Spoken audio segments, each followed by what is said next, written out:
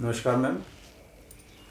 नमस्कार अनिरुद्ध जी। जी मैम। और दो सक्सेसफुल किताबों के बाद आपकी जी। तीसरी किताब जो आई है, जी मैम। कोरोना द इनविजिबल टीचर, जी तो उसके बारे में मैं जानना चाहूँगी पहले कि आपने ये इंस्पिरेशन कहाँ से लिया? Ma'am, corona the invisible teacher कोई ऐसा सर्टेन प्लान नहीं था लिखने का, क्योंकि मैं अभी एक अलग किताब पे काम कर रहा हूँ। शायरी की किताब है, हिंदी किताब। लेकिन मैं कोरोना बीच में आया तो लगा कि इस किताब को लिखना चाहिए, और उस किताब के पीछे थी इंस्पिरेशन जहाँ से मैं सीखता हूँ मेरे गुरु, और दूसरा मेरा बेटा रुद्र।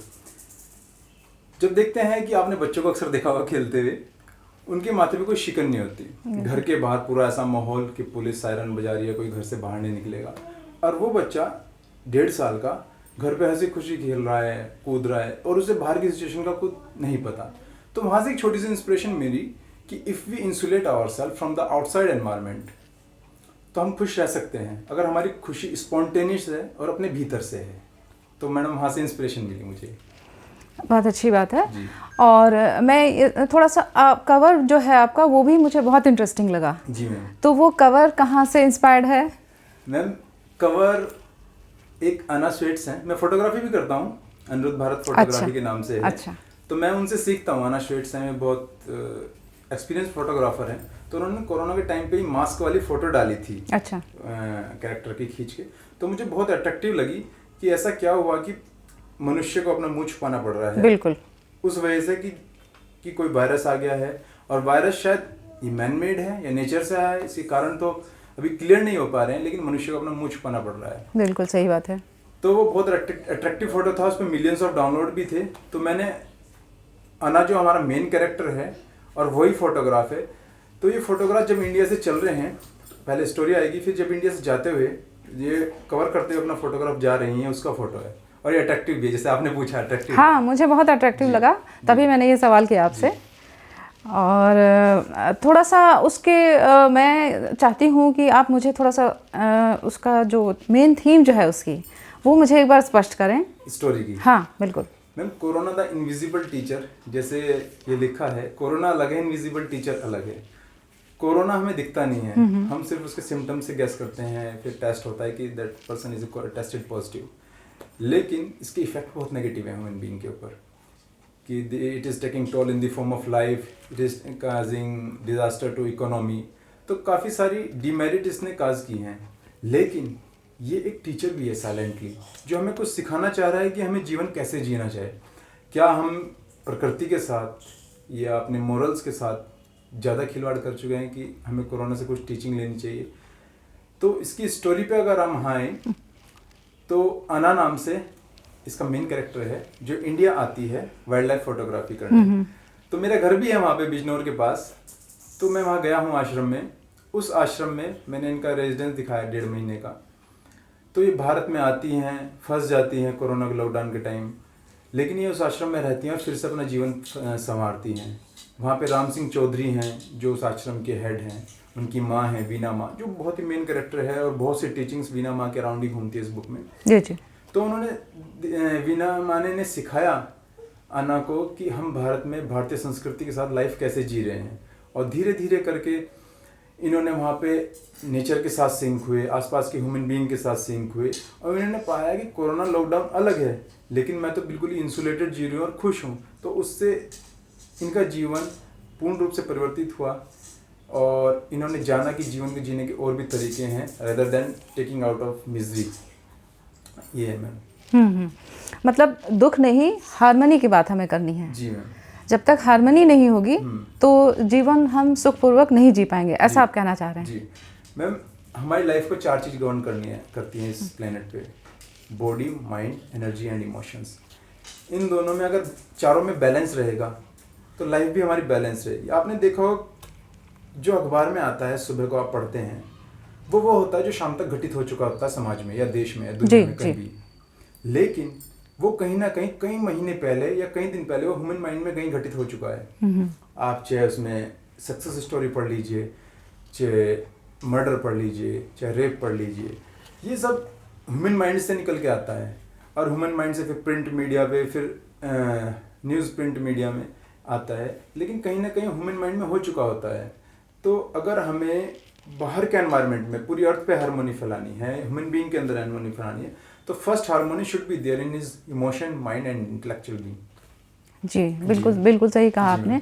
मतलब कहीं ना कहीं everything is connected. Yes ma'am, ये भी एक चैप्टर है इसमें, एवरीथिंग इज कनेक्टेड। उसके बारे में अगर आप पूछें एवरीथिंग कनेक्टेड, कि लोग बागों को सबसे ज़्यादा चिंता अपने दूध और ग्रोसरी की हुई थी लॉकडाउन के टाइम पे, तो हमें एहसास हुआ अचानक से हमारा दूध वाला कितना इम्पोर्टेंट है। बिल्कुल सही है, बिल्कुल सही है। बिल्कुल सही कहा आपने। तो हम उन्हें अब लो वर्क प्रोफाइल में नहीं देख सकते, क्योंकि जो हमारे लिए काम कर रहा है कहीं ना कहीं वो हमारे जीवन को में हमें हेल्प कर रहा है और हमें आगे बढ़ने में सहायता कर रहा है। तो we should be grateful to every human being and everything that is connected to ourselves. Because जो कोरोना हुआ था फर्स्ट, वो चाइना में वुहान में हुआ था, लेकिन कहीं ना कहीं हमारे आसपास भी हुआ, मुझे भी हुआ था। अच्छा। हाँ जी, मुझे हुआ, मेरे बेटे को हुआ, मेरी वाइफ को हुआ। अच्छा। लेकिन हम होम क्वारंटीन में उसे ठीक कर पाए।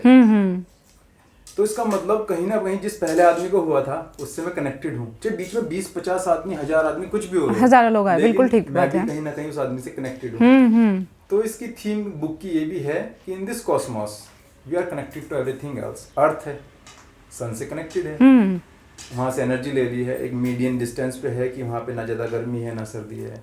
हम ओरियन ब्रांच पे रहते हैं मिल्की वे गैलेक्सी में, हम और जितने भी ब्रह्मांड हैं गैलेक्सी सबसे कनेक्टेड है मैम। तो इसका मतलब ये है कि whether we are living on this planet, we are living in the cosmos part, in as a part of cosmos, we are connected to everything else. आप देखिएगा, हम अपना भोजन करते हैं, गेहूँ खाते हैं, किसी किसान ने उगाया होगा, सूरज ने उसे रोशनी दी है, किसी ने हम तक पहुंचाया होगा। तो हजारों लोग इन्वॉल्व होते हैं हमारी जीवन चलाने के लिए। जीवन कभी भी एक सरल प्रक्रिया नहीं है, शायद प्रक्रिया नहीं है और एकल प्रक्रिया भी नहीं है। एकल भी नहीं है। एवरीथिंग इज कनेक्टेड वाली बात जो है यहाँ बिल्कुल आती है। और मुझे लगता है कहीं ना कहीं एक लीडरशिप की बात भी आती है किताब में। तो उसको किस तरह से डिफाइन करें हम इस किताब के कॉन्टेक्स्ट में? अगर लीडरशिप को मैं डिफाइन करूं, लीडर उस जहाज के कप्तान की तरह होता है जो अपने जहाज का विजन, डायरेक्शन मॉनिटर करता है। आप भारत की बात लीजिए और देशों की बात ले लीजिए। भारत में इतना मेडिकल इंफ्रास्ट्रक्चर नहीं था जब ये कोरोना आया। हाँ। लेकिन फिर भी हम रिजनेबली सही तरह से निकल पाए, इससे उबर पाए।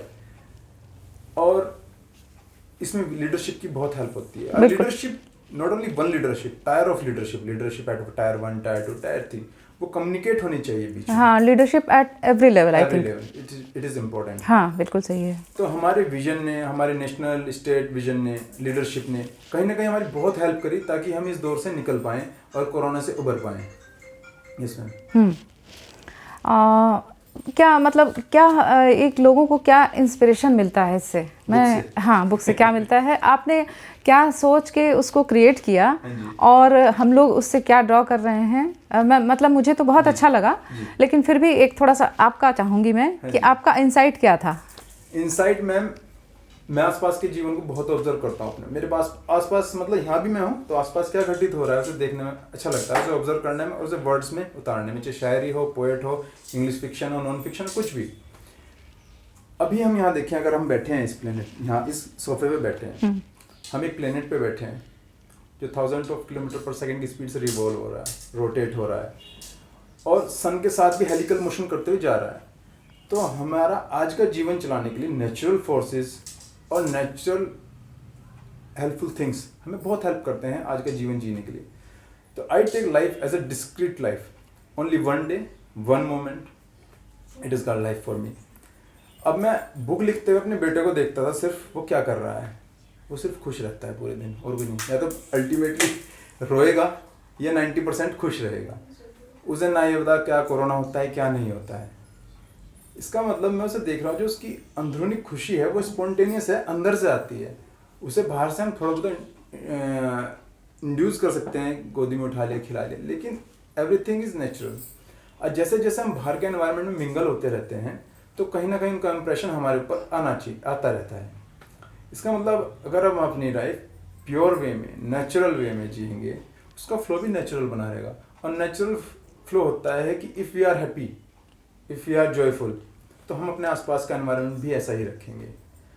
तो ये बुक हालांकि उस टाइम पे लिखी गई जब सब कुछ बंद था, लेकिन इसने जीवन को खोलने का काम किया है मेरे लिए और जो कोई पढ़ेगा उसके लिए भी। जी मैम। मतलब आप ये कहना चाह रहे हैं कि सब कुछ जो है अंदर से कहीं ना कहीं आता है, और लिविंग इन मोमेंट या जो नाउ हम कहते हैं, द कॉन्सेप्ट ऑफ नाउ जो है, बिल्कुल सही पकड़ा तो वो जो है उसको आप कहीं ना कहीं प्रोजेक्ट कर रहे हैं इस बुक में। जी मैम, है ना, कि हमें उस मोमेंट में ही रहना है। जी मैम। और नाउ हमारे लिए इम्पोर्टेंट है। Yes ma'am. जब अना भारत में 2 महीने लॉकडाउन में रह के जाने वाली होती है, तो उसके दोस्त उसे पूछते हैं, वो हमें रशियन एम्बेसी में रुके हुए होते हैं, वो अना से पूछते हैं आपके 2 महीने कितने बुरी तरह कटे हैं, मैं समझ सकती हूँ। वो कहती है कि आप समझ नहीं सकते मेरे कितने अच्छी तरह कटे हैं, क्योंकि वो ग्रामीण भारत को, जो नेचुरल भारत है, उसे जी रही थी और वहां से बहुत कुछ सीख रही थी। हालांकि वो चीजें सबके लिए थी, लेकिन अना की सबसे बड़ी क्वालिटी ये भी है, वो सीकर थी, हर चीज में कुछ नया खोजने, हर नया खोजना। और उन्होंने वहाँ पे खुशी ढूंढी, प्रेम ढूंढा उन लोगों के बीच में जिसे वो जानती भी नहीं थी, और उन लोगों ने भी इक्वली प्यार दिया उन लोगों अना को। तो अना समझ पाई कि जीवन क्या है, जीवन की प्रक्रिया क्या है, और इसे जीने के लिए क्या क्या इंग्रेडिएंट चाहिए कि हम इसे टेस्टी सूप की तरह पेश कर सकें। हाँ, ये बहुत अच्छी, ये इमेजरी आपकी बहुत अच्छी लगी कि जीवन को एक टेस्टी सूप की तरह किस तरह से हम एंजॉय कर पाएं। Yes ma'am. वो चीज़ उन्होंने सीखी वहाँ पे, और वो शायद वहाँ नहीं, अगर लॉकडाउन के दौरान वहाँ पे नहीं पहुँचती, उस तरह से नहीं होती, वो माहौल नहीं होता, तो शायद वो सीख नहीं पाती।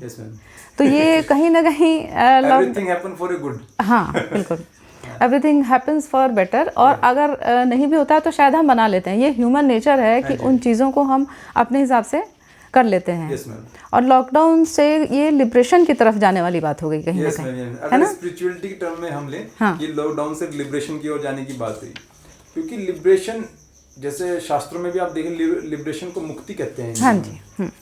और मुक्ति जो बहुत सी दुनिया जानती है, मुक्ति ये फिजिकल अबोर्ड को छोड़ना नहीं होता, शरीर को छोड़ना नहीं। मुक्ति होती है कि हम अपने आसपास की चीज़ों से अनअटैच्ड हैं, सब कुछ है हमारे पास, लेकिन unattached, in A position of balance. अगर हम अपने अंदर वो पोजीशन की, बैलेंस की पोजीशन ले आएँ, तो हमें लगेगा कि सब कुछ हमारे आसपास ना हमारी हेल्प करते हैं, ना हमें दुखी करते हैं। ये हमारे ऊपर है, हम उन्हें कैसे यूटिलाइज करते हैं। बिल्कुल सही है, मैं भी ऐसा महसूस करती हूँ कि the way we perceive the things, जैसे परसेप्शन होता है, चीज़ें वैसी ही दिखती हैं। Yes ma'am.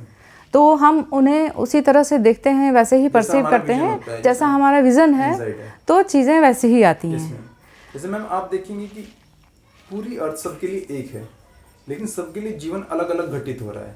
हाँ, ये इसलिए घटित होता है कि जैसा हम माइंड मेकअप कर लेते हैं और उस चीज़ों के हिसाब से को ऐसे ही रेस्पॉन्स करते हैं, तो वो चीज़ भी, action is equal to reaction but in opposite direction, ऐसा ही रिएक्ट करती है। बिल्कुल। जी मैम। कभी ऐसा नहीं होता कि मतलब हम अपने एक्सपीरियंसेस जो हैं अपने विजन के हिसाब से ही बनाते हैं, है ना। तो इसलिए हमारी बेस्ट कोशिश करें, we have to enhance our perception first. हाँ, first of all we have to enhance our perception and deepen our insight, हाँ, so that we can play in the outside world.